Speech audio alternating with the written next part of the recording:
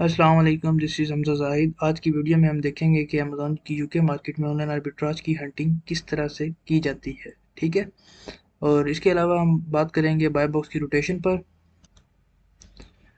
और उसके साथ साथ हम देखेंगे कि यूके मार्केट में कैलकुलेशन किस तरह से की जाती है। ठीक है जी, तो विदाउट वेस्टिंग आवर टाइम हम चलते हैं स्क्रीन की तरफ।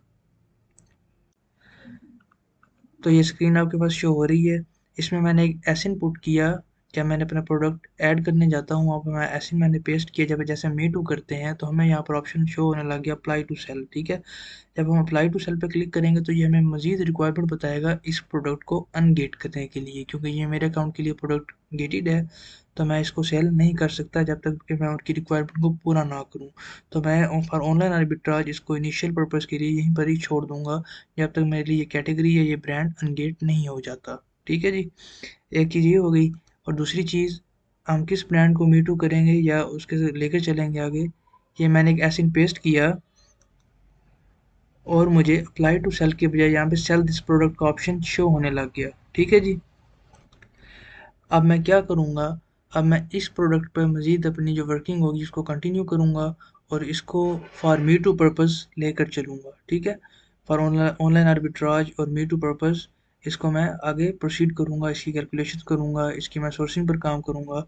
क्योंकि इधर मुझे मेरी जो अपनी रिक्वायरमेंट होती है, वो जो मैंने क्राइटेरिया लास्ट वीडियो में बताया था, तो उसके मुताबिक ये 26 ऑफ़र्स इसमें लगी हुई हैं, जो कि ऑनलाइन आर्बिट्राज के लिए एक अच्छी प्रोडक्ट लग रही है। बज़ाहिर बजाय इसके जस्ट हम ऑफ़र्स देखें और सेल रैंक देखें, इसके हम पूरा एनालिसिस करेंगे।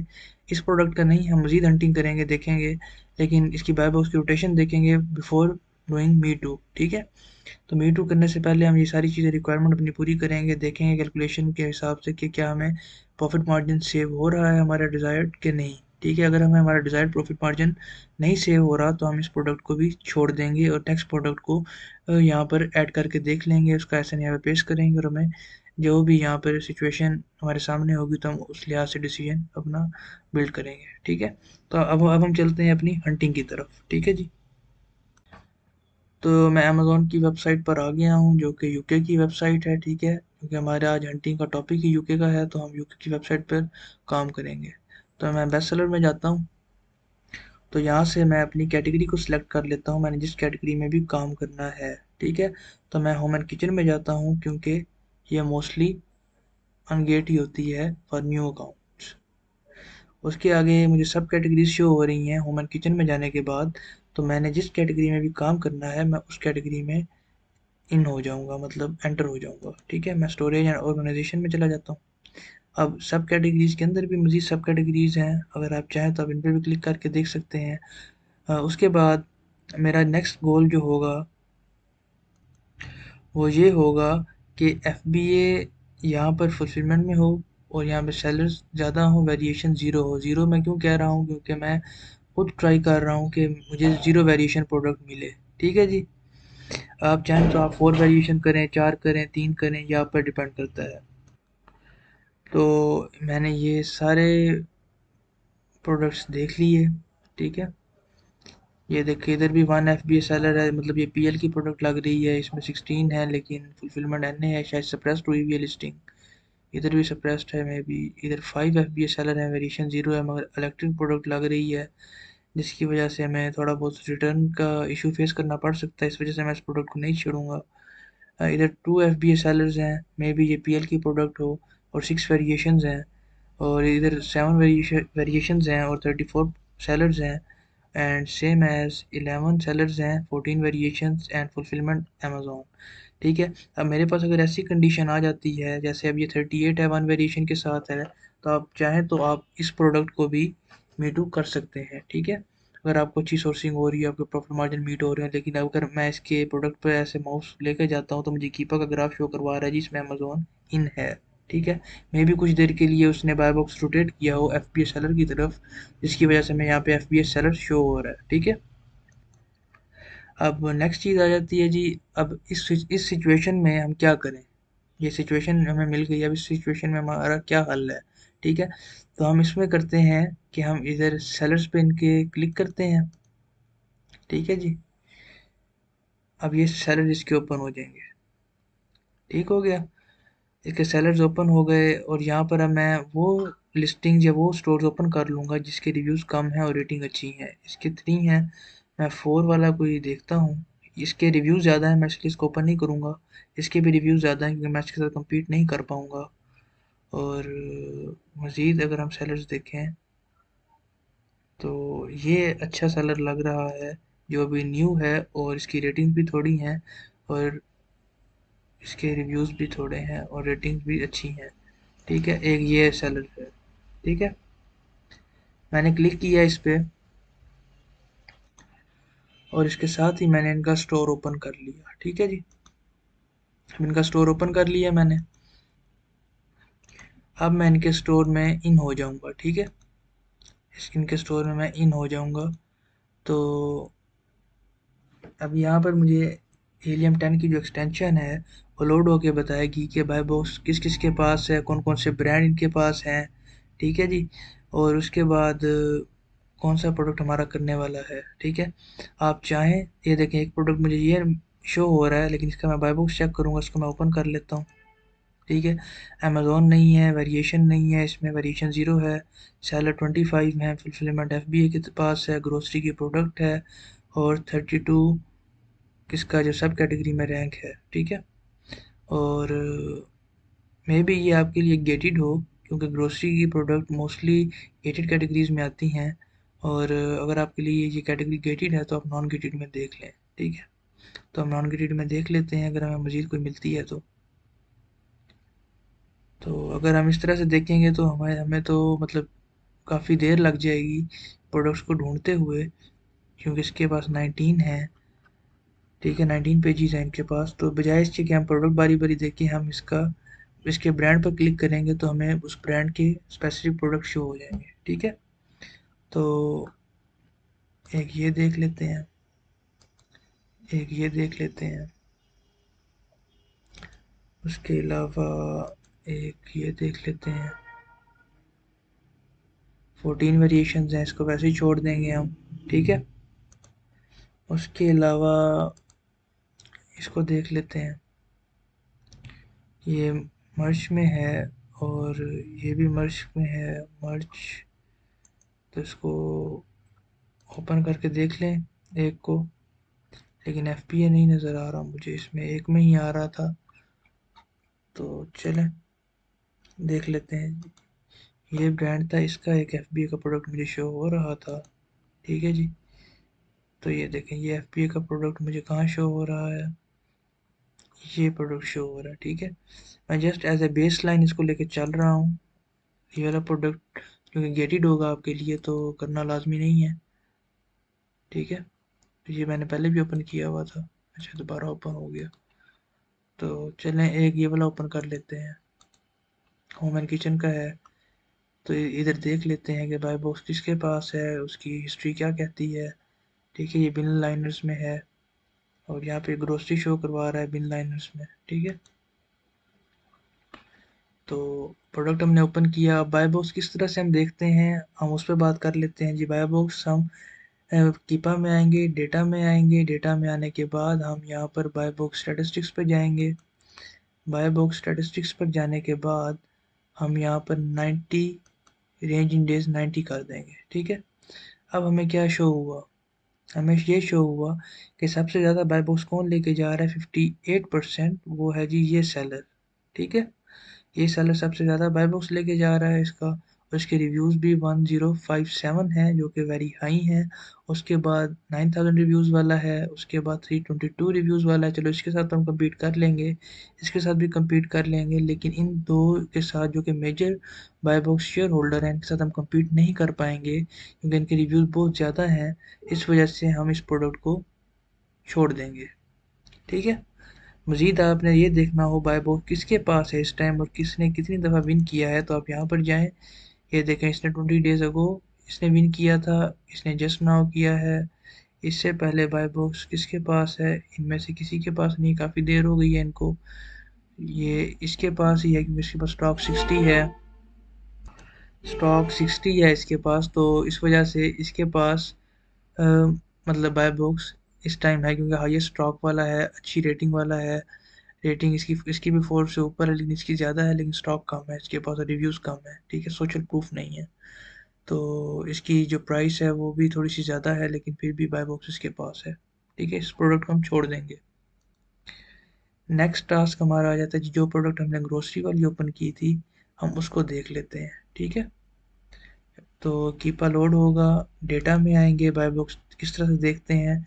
डेटा में आने के बाद हम बाय बॉक्स स्टेटिस्टिक्स पे जाएंगे।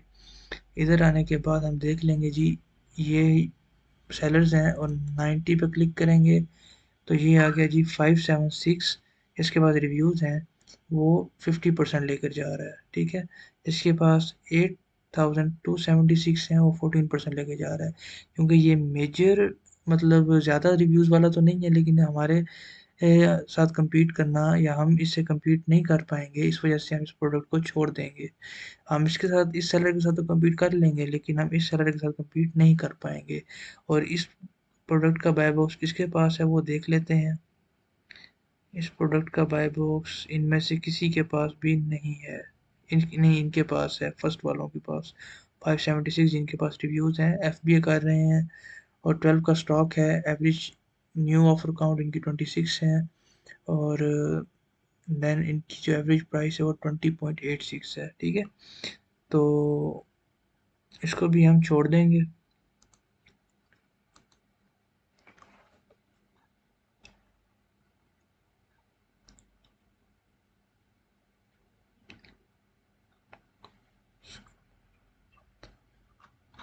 ग्रोसरी, ठीक है जी, ग्रोसरी लाइनर्स, ये जी।